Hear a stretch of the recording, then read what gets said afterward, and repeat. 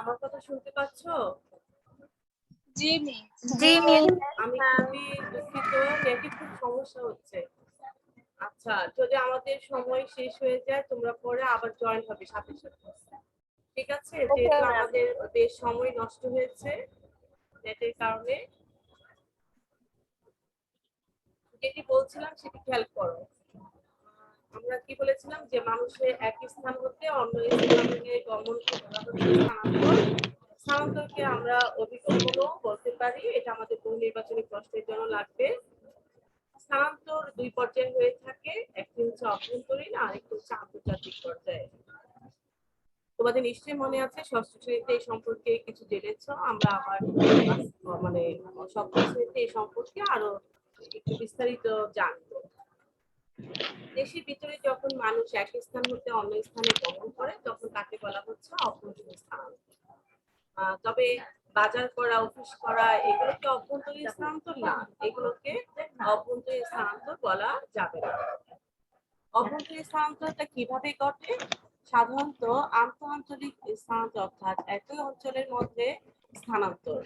এছাড়া গ্রাম থেকে গ্রামে কিংবা গ্রাম থেকে শহরে, আবার শহর থেকে গ্রামে কিংবা শহর থেকে শহরে স্থানান্তরটাকে মূলত অভ্যন্তরীণ স্থানান্তর বলা হয়ে থাকে।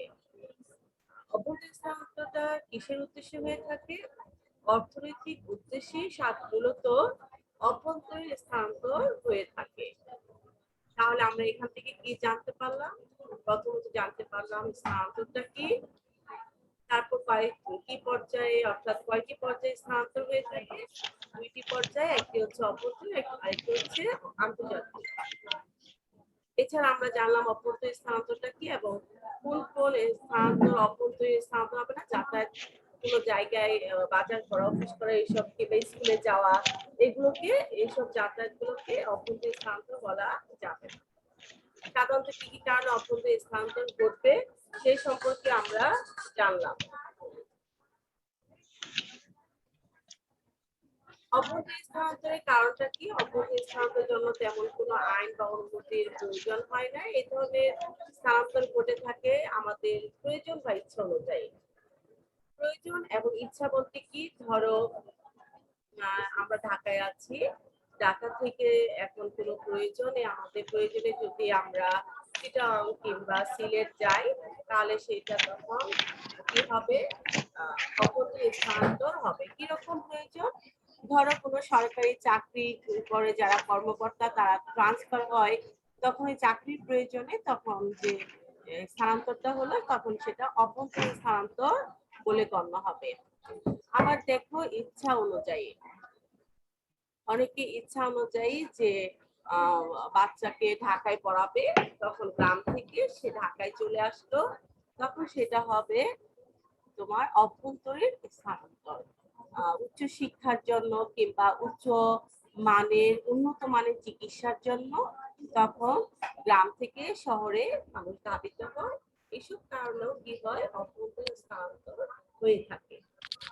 বাংলাদেশের জনসংখ্যা ক্রমশ বৃদ্ধি পাচ্ছে, এটা আমরা সবাই জানি। বর্ধিত জনসংখ্যার চাপে আমাদের মাথাপিছু জমির পরিমাণও কমে যাচ্ছে ক্রমশই। কারণ জমিগুলো যে আবাদ করা হয় অর্থাৎ ফসল করা হয় সেই জমিগুলো এখন কমে যাচ্ছে, সেখানে ঘর বাড়ি তৈরি করা হচ্ছে, শিল্প কারখানা তৈরি করা হচ্ছে। এতে যে মাথাপিছু জমির পরিমাণটা ক্রমশই কমে যাচ্ছে। এর ফলে কি হচ্ছে লক্ষ্য করো, এর ফলে ভূমিহীনে পরিণত হচ্ছে, বেকার ও অর্থ বেকারের সংখ্যাও কিন্তু বেড়ে যাচ্ছে। এই যে আর্থিক সংকট হচ্ছে গ্রামে, সেই গ্রামের অনেক মানুষ তখন কি হচ্ছে? কাজের সন্ধানে শহরে আসতে বাধ্য হচ্ছে। তাহলে খেয়াল করো একটার সাথে একটা কিভাবে জড়িত। প্রথমত হচ্ছে জনসংখ্যা বৃদ্ধি পাচ্ছে এবং জনসংখ্যা বৃদ্ধির পাশাপাশি মাথাপিছু জমির পরিমাণ কমে যাচ্ছে। এর ফলে মানুষ ভূমিহীন হয়ে যাচ্ছে এবং বেকার এবং অর্থ বেকারের সংখ্যা বেড়ে যাচ্ছে। পাশাপাশি কাজের যে জমির যে পরিমাণ জমি হলে কৃষি বা আবাদ করা হতো, ফসল করা হতো, সেখানে কি হচ্ছে? মানুষ কাজ পাচ্ছে না, গ্রামের মানুষগুলো তখন তাদের কাজের প্রয়োজনে অর্থাৎ কাজের সন্ধানে বাধ্য হচ্ছে শহরের দিকে আসতে। শুধু যে মাথাপিছু জমির পরিমাণ কমে যাচ্ছে তা না, এই আরেকটি কারণ সেটি হচ্ছে নদী ভাঙ্গন। আমরা প্রাকৃতিক যে দুর্যোগগুলো হয় সেখানে আমরা জেনেছি নদী ভাঙ্গন সম্পর্কে। সেখানেও যে এলাকায় নদী ভাঙ্গন হয় সেখানে মানুষ বেঁচে থাকার তাগিদে গ্রাম থেকে শহরে ভিড় করে। দারিদ্র্য, অভাব, অনটন ও অন্যান্য সমস্যার কারণেও গ্রামবাসীর একটি অংশকে শহরের দিকে ধাবিত করছে। খেয়াল করো তাহলে শহরের মানুষ, শহরে যে মানুষের চাপ, গ্রামের মানুষ শহরে আসছে, শহর যে যতটুকু জনসংখ্যা থাকা প্রয়োজন তার চেয়ে বেশি হচ্ছে এবং এর ফলে শহরে বিভিন্ন ধরনের দূষণ তৈরি হচ্ছে। প্রথমত পরিবেশ দূষণ এবং সেই পরিবেশ দূষণের সাথে সাথে অন্যান্য যে দূষণগুলো আছে, বায়ু দূষণ, শব্দ দূষণ বলো, সবকিছুতেই আমাদের কি হচ্ছে, আমরা সমস্যা করছি। তাহলে দেখো কিসের কারণে গ্রামের মানুষগুলো শহরের দিকে আসছে। আমাদের বহুপতি যে বহু নির্বাচনী প্রশ্ন থাকবে সেখানে দেখো দারিদ্র্য, অভাব অনটন ও অন্যান্য সমস্যা, এখানে তোমরা আন্ডারলাইন দিতে পারো। গ্রাম থেকে শহরে স্থানান্তরের আরেকটি গুরুত্বপূর্ণ কারণ কি হচ্ছে, শহরে উন্নত শিক্ষা, চিকিৎসা, স্বাস্থ্য চিকিৎসার যে ব্যবস্থাটা আছে সেটা গ্রামে তেমন নেই, যার কারণে মানুষ কি হচ্ছে শহরের দিকে ধাবিত হচ্ছে। গ্রামে সক্ষম ও ধনী কৃষক পরিবার তাদের সন্তানকে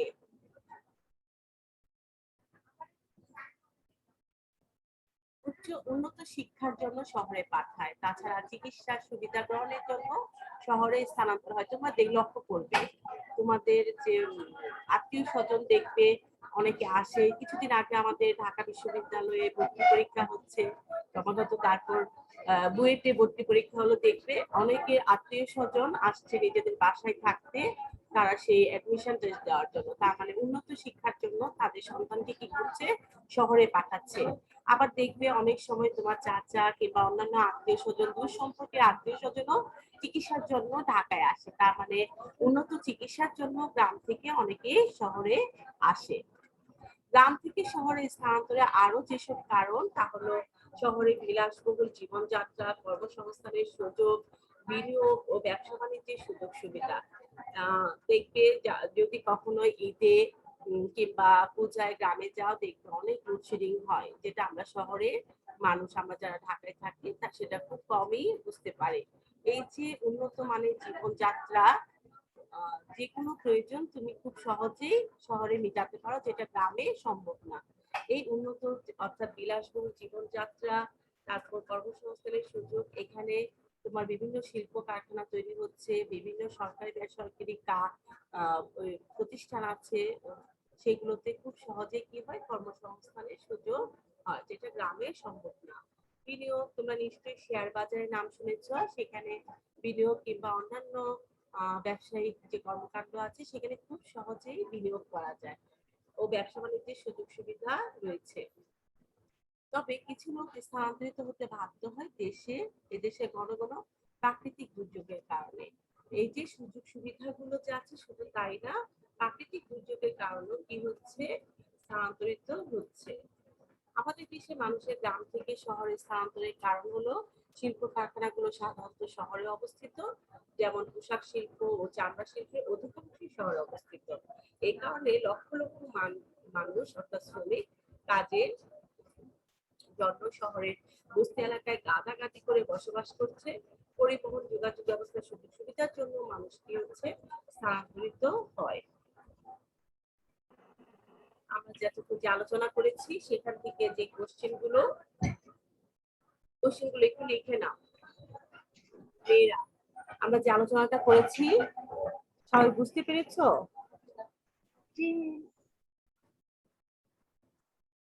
আমরা এতক্ষণ যে আলোচনা করেছি সেটার সাথে আমরা সবাই কম বেশি পরিচিত, তাই না? জি মিস। হ্যাঁ, তাহলে আমাদের 1 নম্বর কোশ্চেনটা লিখো, স্থানান্তর কি। 2 নম্বর কোশ্চেন হচ্ছে অভ্যন্তরীণ স্থানান্তর কি। 3 নম্বর কোশ্চেন আন্তঃ আঞ্চলিক স্থানান্তর কি। 4 নম্বর কোশ্চেন হচ্ছে অভ্যন্তরীণ স্থানান্তরের উদ্দেশ্য কি। 5 নম্বর কোশ্চেন হচ্ছে কোনটির জন্য আইন বা অনুমতির প্রয়োজন হয় না।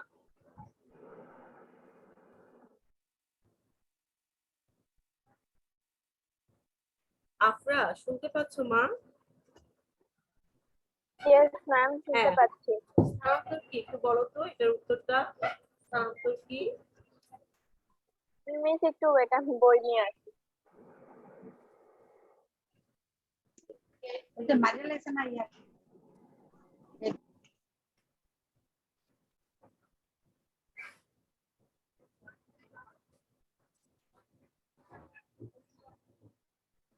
মিস, এক স্থান থেকে অন্য স্থানে গমনকে স্থানান্তর বলে।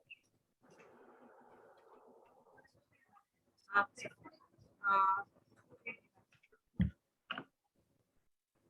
সুফিয়া কবির, রোল 1276, নতুন মেয়ে।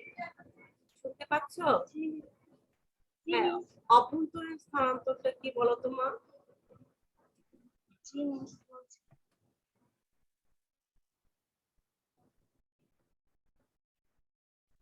মিস আমি বলি। কে মিস আমি জান্নাত। বলো? দেশের ভিতরে দাঁড়াও, যখন জান্নাত মানুষ থামো, এক ও বলি। হ্যাঁ বলো। দেশের ভিতরে যখন মানুষ এক স্থান হতে অন্য স্থানে গমন করে তখন তাকে অভ্যন্তরীণ স্থানান্তর বলে। আচ্ছা, উদাহরণ, এখানে একটা উদাহরণ দিতে পারো। অভ্যন্তরীণ স্থানান্তরটার জন্য বলে একটা উদাহরণ দিতে পারো, এবং এটুকু লেখার পরে এটা লিখবে গ্রাম থেকে গ্রামে, গ্রাম থেকে শহরে, শহর থেকে গ্রামে এবং শহর থেকে শহরে সাধারণত এই ধরনের স্থানান্তর হয়ে থাকে। অর্থনৈতিক উদ্দেশ্যে মূলত অভ্যন্তরীণ স্থানান্তর হয়ে থাকে, এই কথাটা লিখবে। আচ্ছা, তারপরে এলিনা, এলিনা রোল 49, শুনতে পাচ্ছ এলিনা?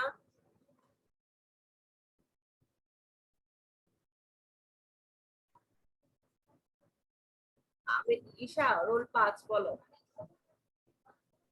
মিস এর পরের কোশ্চেন। হ্যাঁ, আন্তঃআঞ্চলিক স্থানান্তর কি? ম্যাম, আন্তঃআঞ্চলিক স্থানান্তর বলতে একই অঞ্চলের মধ্যে স্থানান্তরকে বোঝায়, যেমন বাজারে যাওয়া, অফিস করা ইত্যাদি। আন্তঃআঞ্চলিক স্থানান্তর অর্থাৎ একই অঞ্চলের মধ্যে স্থানান্তর। একই অঞ্চলের মধ্যে বাজার করা, অফিস করাকে আমরা স্থানান্তর বলবো না, কিংবা স্কুলে যাওয়া এটাকে বলবো। আন্তঃআঞ্চলিক স্থানান্তরটা কি? যেটা আমাদের অঞ্চলের ভিতরে, এক গ্রাম থেকে আরেক গ্রামে, ঠিক আছে, কিংবা এক শহর, শহর থেকে গ্রামে, কিংবা শহর থেকে শহরে,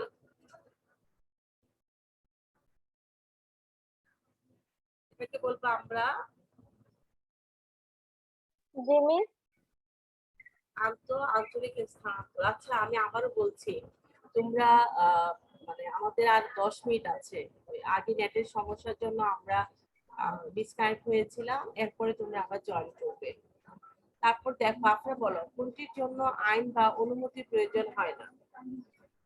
অভ্যন্তরীণ স্থানান্তরের জন্য না, আইন না, বা অনুমতির প্রয়োজন। না, এটা হবে, উত্তরটা লিখে নাও কিংবা আন্ডারলাইন দিয়ে দাও। আমাদের হচ্ছে যে শহরে যখন মানুষ আসে তখন যে বস্তিগুলো তৈরি হয় সেটির জন্য কোনো আইন বা অনুমতি প্রয়োজন হয় না। আচ্ছা,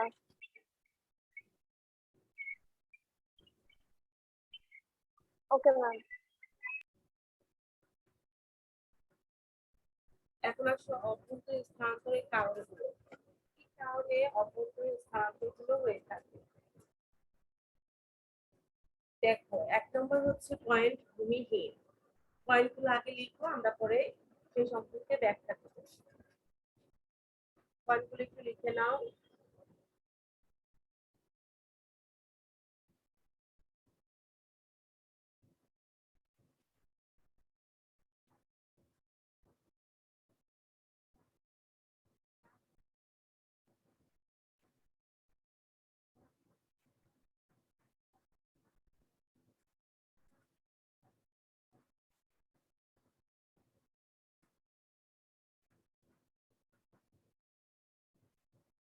আচ্ছা, দুঃখিত, আমি 5 নম্বর যেটা সেটাই হবে, আপনার অভ্যন্তরীণ স্থানান্তরের জন্য আইন বা অনুমতির প্রয়োজন হয় না। এরকম আরেকটা প্রশ্ন হবে, সেটার উত্তর হবে বস্তির জন্য। ঠিক আছে, এটার 5 নম্বর উত্তর হবে অভ্যন্তরীণ স্থানান্তর। লিখে নাও। এখন দেখো অভ্যন্তরীণ স্থানান্তরের কারণগুলো কি কি। ভূমিহীন, কর্মসংস্থান, উন্নত জীবনযাপন, উন্নত শিক্ষা, উন্নত চিকিৎসা, ব্যবসা বাণিজ্যের সুযোগ সুবিধা, প্রাকৃতিক দুর্যোগ। আমরা ক্লাসের শুরুতে এই সম্পর্কে আলোচনা করেছি। তোমরা দুইটা সেন্টেন্স দিতে পারো, প্রত্যেকটার জন্য 2-3টা করে সেন্টেন্স লিখবে। এটা হবে আমাদের অভ্যন্তরীণ স্থানান্তরের কারণে পয়েন্টগুলো। এই পয়েন্টগুলো লিখে তারপর 2-3টা সেন্টেন্স দিয়ে ব্যাখ্যা দিবে। 3 নম্বরের জন্য হবে তো উত্তরটা, এই জন্য পয়েন্টগুলো লেখা হলে বলো, আমরা তাহলে পরের স্লাইডে যাব।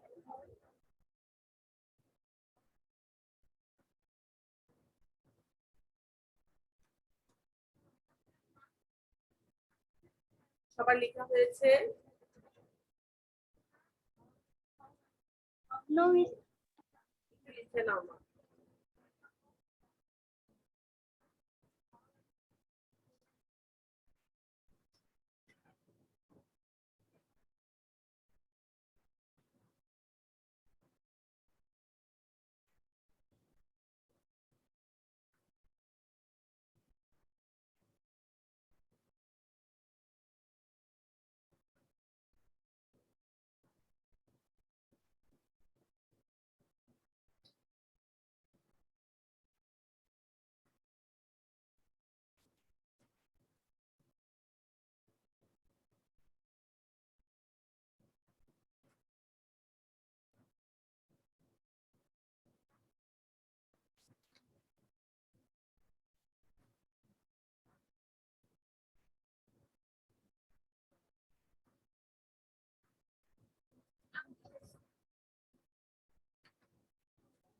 হয়েছে সবার?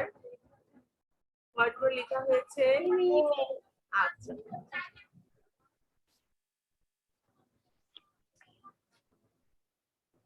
আচ্ছা পড়ো অভ্যন্তরীণ স্থানান্তরের ফলাফল। অভ্যন্তরীণ স্থানান্তরের ফলাফল। বাংলাদেশের জনসংখ্যার অভ্যন্তরীণ স্থানান্তরের সুফল ও কুফল উভয়ই রয়েছে। বাংলাদেশের গ্রাম থেকে শহরে স্থানান্তরিত দরিদ্র জনগোষ্ঠীর একটি অংশ রিক্সা, গাড়ি, ভ্যান চালক বা শিল্প শ্রমিক হিসেবে নিজেদেরকে নিয়োজিত করছে।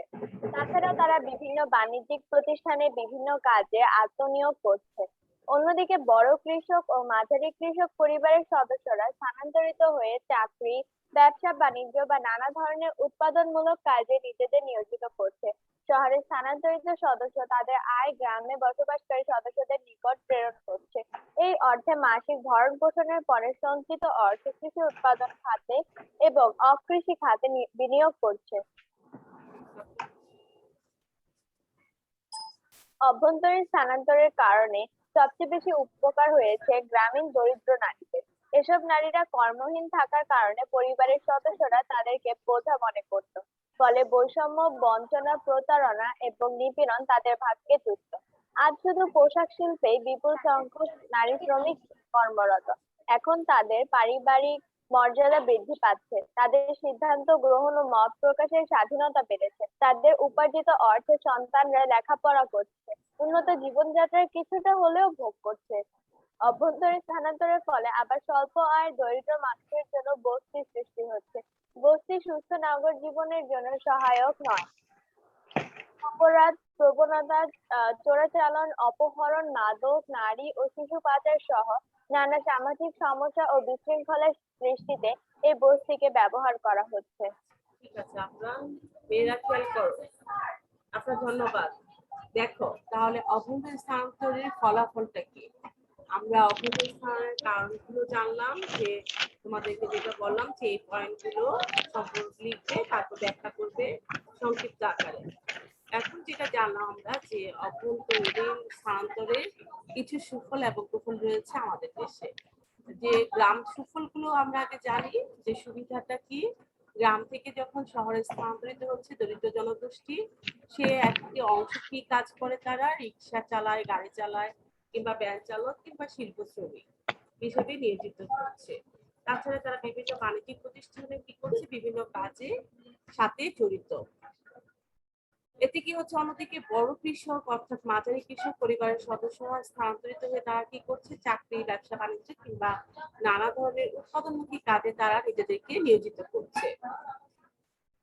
তার মানে দেখো, কৃষকটাকে দেখো, বড় কৃষক, মাঝারি কৃষক, তার মানে যে ক্ষুদ্র কৃষকরা সেই সেই যে দরিদ্র যে এক অংশ, সেটা রিক্সা, গাড়ি, ভ্যান চালক কিংবা শিল্প শ্রমিক। আর বড় কৃষক ও মাঝারি কৃষক যারা, তারা কি করছে, চাকরি, ব্যবসা বাণিজ্য কিংবা অন্যান্য উৎপাদনমুখী কাজে নিয়োজিত রয়েছে। শহরে স্থানান্তরিত সদস্য তাদের আয় গ্রামে বসবাসকারী সদস্য নিকট কি করছে, পাঠাচ্ছে। তার মানে তারা শহরে এসে এইসব কাজে যে নিয়োজিত হচ্ছে বিভিন্ন ক্যাটাগরিতে, দেখো বিভিন্ন শ্রেণীতে। এক শ্রেণীর কাজ করছে গাড়ি, ভ্যান চালক, রিক্সা কিংবা শ্রমিক, শিল্প শ্রমিক। আরেক শ্রেণী হচ্ছে কি, কোনো প্রতিষ্ঠানে চাকরি করছে, ব্যবসা বাণিজ্য করছে কিংবা উৎপাদনমূলক কাজ করছে। যেই কাজে নিয়োজিত থাকুক না কেন, সেই কাজের যে অর্জিত অর্থ, সেই অর্থটা তারা কি করছে, গ্রামে পাঠাচ্ছে তাদের পরিবারের সদস্যদের কাছে। এই অর্থে তারা কি করছে, মাসিক ভরণ পোষণের কতটুকু পাঠাচ্ছে, তাদের মাসিক ভরণ পোষণের পর যেটা সঞ্চিত রয়েছে সেইটাই উদ্বৃত্ত, সেটাই তারা কি করছে, কৃষি উৎপাদন খাতে এবং অকৃষি খাতে বিনিয়োগ করছে। খেয়াল করো, শহরে যারা কাজ করছে সেই অর্জিত অর্থ গ্রামে পাঠাচ্ছে পরিবারের জন্য। পরিবার আবার কি করছে, তাদের পুরো মাসের খরচ চালানোর পর যে অর্থটা থেকে যায় সেটা দিয়ে তারা আবার কৃষি উৎপাদন খাতে কিংবা অকৃষি খাতে বিনিয়োগ করছে। বুঝতে পেরেছো মেয়েরা? মেয়েরা বুঝতে পেরেছো? জি মিস, বুঝতে পেরেছি। হ্যাঁ, তারপরে জি দেখো, মিস, বুঝতে পেরেছি। তার মানে দেখো কাজটা কি, প্রথম গ্রাম থেকে শহরে আসছে, শহরে এসে 3 রকম ক্যাটাগরি কৃষকদেরকে চিহ্নিত করেছে। এক শ্রেণীর তারা কি করছে, ভ্যান চালাচ্ছে, রিক্সা চালাচ্ছে, কোনো গাড়ির চালক কিংবা শিল্প কারখানার শ্রমিক। আর যে বলা হচ্ছে, যেটা এখানে দেখো লক্ষ্য করে, এখানে বলা হচ্ছে